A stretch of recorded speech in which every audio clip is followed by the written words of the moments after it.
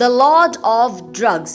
आज हम आपको बताएंगे लॉर्ड ऑफ ड्रग्स किसे कहा जाता है, ड्रग्स का भगवान। आज जितनी भी फिल्मों में ड्रग्स स्मगलिंग दिखाई जाती है उसे देखकर आपको क्या लगता है कि ये बस फिल्मों में ही होता है? जी नहीं।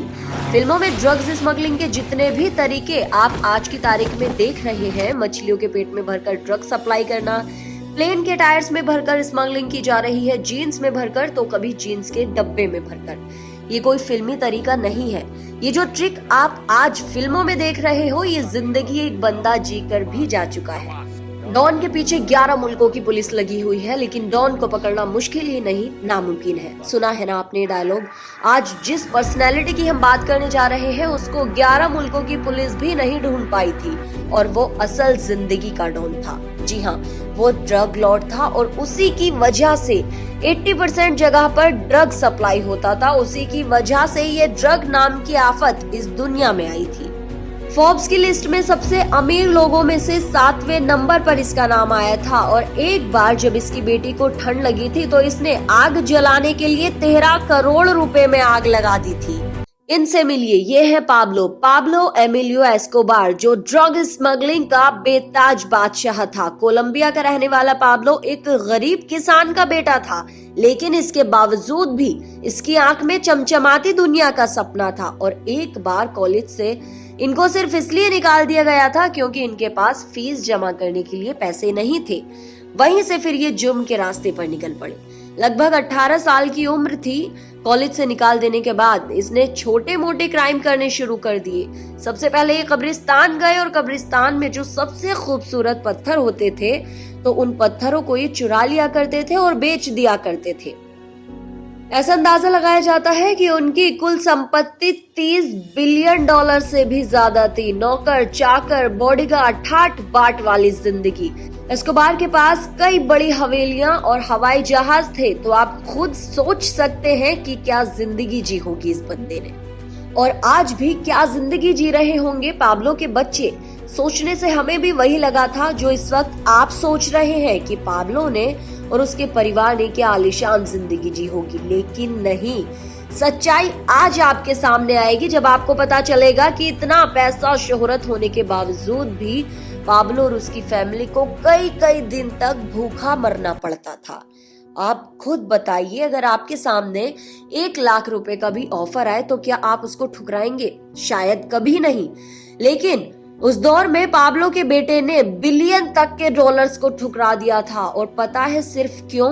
क्योंकि पाब्लो के बेटे सेबेस्टियन को वो जिंदगी नहीं जीनी थी जो पाब्लो जी कर गया था, और ना ही उसको आगे की जिंदगी एक ड्रग लॉर्ड के बेटे के रूप में जीनी थी। आज सेबेस्टियन एक आर्किटेक्चर के रूप में एक साधारण सी जिंदगी जी रहा है, और चाहता है कि उसके बच्चे भी साधारण जिंदगी जिए, ताकि वो जिंदगी को खुल कर जी सके, उन्हें कोई मौत का डर ना सता सके। पाब्लो और पाब्लो के बेटे की कहानी उनकी जिंदगी के बारे में कुछ और ही सच बयां करती है, जिसको सुनकर आपके होश उड़ जाएंगे। आज डार्क होल में आप उसी काली सच्चाई से वाकिफ होंगे जो आपको आलीशान जिंदगी तो दिखती है, लेकिन अंदर से बिल्कुल खोखली जिंदगी थी। एक कॉर्पोरेट इवेंट में खुद सेबेस्टियन ने बताया कि उन्हें पाब्लो की कोई लेगेसी नहीं चाहिए थी, क्योंकि उन्हें पाब्लो 2 बनना ही नहीं था। उन्होंने बताया कि मैंने अपनी पूरी जिंदगी में बस ये देखा था कि पाब्लो के पास पैसा, शोहरत बहुत थी, लेकिन यकीन मानिए पाब्लो ने 10% भी अपनी जिंदगी सुकून से नहीं बिताई। उन्हें हमेशा ये डर सताता रहता था कि कोई उन्हें मार देगा, उनके परिवार को मार देगा, क्योंकि पाब्लो के दुश्मन ही इतने थे। उनका खौफ, उनकी इमेज ऐसी थी कि कोई यकीन ही नहीं कर पाता था कि पाब्लो का बेटा उनके जैसा नहीं है, और इसीलिए पाब्लो की मौत के बाद उन्हें बहुत परेशानियों का सामना करना पड़ा, क्योंकि पाब्लो ने इतने क्राइम्स किए थे जिसकी कोई लिमिट नहीं थी। सेबेस्टियन का कहना है कि उन्होंने ऐसी भी जिंदगी जी है कि कई घर होने के बावजूद उन्हें जंगलों में रात बितानी पड़ती थी, और न जाने कितनी बार उन्हें भूखा प्यासा रहना पड़ता था।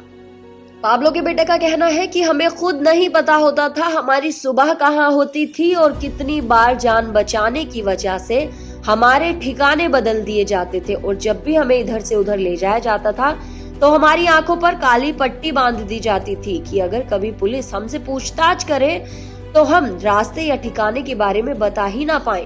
पाब्लो पर आधारित जितनी भी सीरीज बनाई गई है सभी में दिखाया गया है कि पाब्लो और उसके परिवार ने बिना टेंशन के बेहतरीन जिंदगी बिताई, लेकिन असल जिंदगी में ऐसा कुछ भी नहीं था। पाब्लो ने अपनी पूरी जिंदगी डर और टेंशन में बिताई थी। पाब्लो की जिंदगी में तब से ज्यादा मुश्किलें बढ़ गई थी जब उन्होंने राजनीति में जाने का फैसला किया था और तभी से और ज्यादा क्राइम करने लगे। पाब्लो ने 1984 में मिनिस्टर ऑफ जस्टिस को भी मार दिया था और वो पॉलिटिक्स में सिर्फ इसलिए आना चाहता था ताकि पुलिस को अपने कंट्रोल में रख सके। पाब्लो के बेटे ने खुद बताया कि मैंने शुरू से पापा को लोगों को मारते हुए देखा था। मैं इन सब के फेवर में नहीं था, यहाँ तक कि मैंने कभी ड्रग भी नहीं लिया। हमने शुरू से सिर्फ पैसा ही देखा था। बचपन में हमें जिस प्यार की जरूरत थी वो हमें नहीं मिला था, क्योंकि बचपन में पैसों की हमें कोई इम्पोर्टेंस नहीं पता थी। हम बचपन में भी आम जिंदगी नहीं जी पाए और ये सब देखकर मैंने सोच लिया था कि मुझे पाब्लो की डर वाली जिंदगी नहीं जीनी। आप पाब्लो की अमीरी का अंदाजा लगाइए कि हर महीने उनके डॉलर्स की गड्डियों को बनाने के लिए लगभग $1000 के रबर बैंड खरीदे जाते थे। वहीं पाब्लो के बारे में उनके बेटे का कहना है कि एस्कोबार गरीबों से बहुत प्यार करता था और बड़ी बात की गरीब भी उससे बहुत प्यार करते थे। उसने गरीबों के लिए घर बनवाए, दूसरी नागरिक गतिविधियां के लिए खूब पैसे बांटे। गरीब उसे अपना रॉबिन हुड मानते थे। पाब्लो फुटबॉल के बहुत बड़े प्रेमी थे। उसने लोकल फुटबॉल टीमें स्पॉन्सर की थी, स्पोर्ट्स कॉम्प्लेक्स, स्कूल, अस्पताल और यहाँ तक कि चर्च भी बनवाए थे। इसी के साथ सेबेस्टियन ने ये भी बताया कि पूरे वर्ल्ड में इकलौता मामला ऐसा हुआ था जिसमें क्रिमिनल ने खुद की जेल बनवाई थी। जी हाँ, पाब्लो ने खुद अपने लिए जेल बनवाई थी जिसमें वो कई महीनों तक कैद रहा था और उस जेल का नाम था ला कैथेड्रल और उस पर साफ साफ पाब्लो ने कहा था कि जो 3 मील तक इस जेल के अंदर आएगा मैं उसे उड़ा दूंगा। और ऐसा हुआ भी। जब भी वहां कोई पाब्लो को देखने के लिए आगे बढ़ता था तो पाब्लो उसको मरवा डालता था।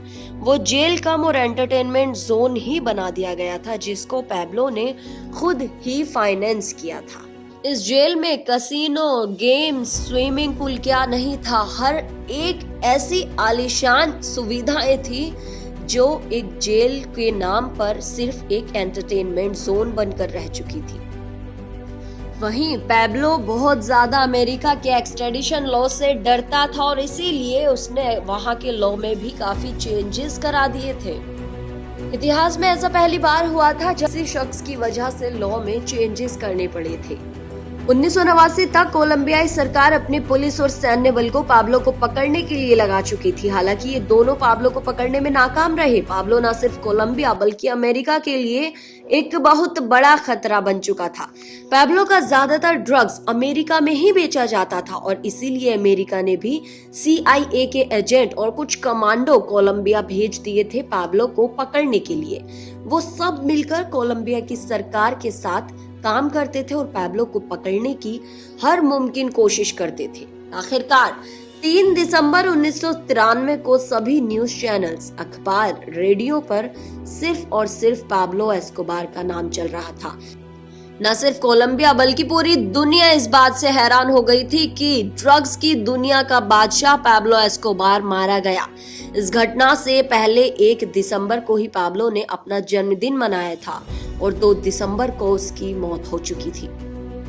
पाब्लो की मौत पर जहां एक तरफ पूरी दुनिया का कुछ कहना है तो वहीं दूसरी तरफ खुद पाब्लो के बेटे का कुछ और कहना है। जी हाँ, पाब्लो की फैमिली ये मानती ही नहीं है कि उसके पिता को किसी ने मारा है। उनके हिसाब से पाब्लो ने खुद ही अपनी बंदूक से अपनी जान ली है। पाब्लो के बेटे ने कहा है कि पाब्लो हमेशा फोन का इस्तेमाल करने से बचते थे और हमें भी मना करते थे क्योंकि वो जानते थे कि फोन की वजह से वो फंस सकते हैं।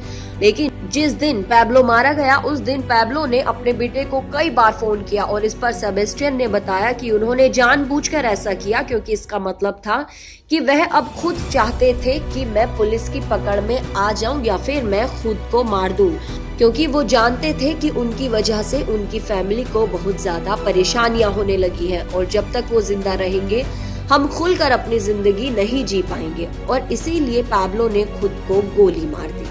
पैब्लो के पास एक वक्त पर सारे ऐशो आराम थे, लेकिन तब भी उसे दर दर भटकना पड़ता था और पुलिस से भागना पड़ता था। और आखिरकार सेबेस्टियन को ये बातें आसानी से समझ आ गईं, क्योंकि सेबेस्टियन शुरू से ही शांति पसंद करते थे।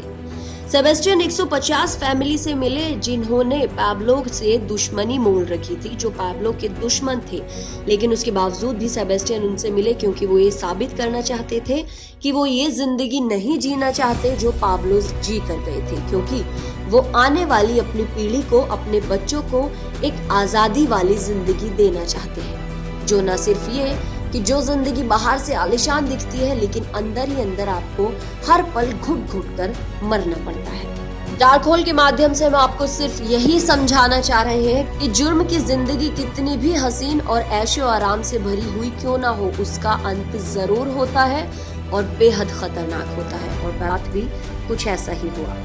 अगर आप डार्क होल के माध्यम से किसी की भी कहानी हमसे जानना चाहते हैं तो हमें कमेंट बॉक्स में जरूर बताएं।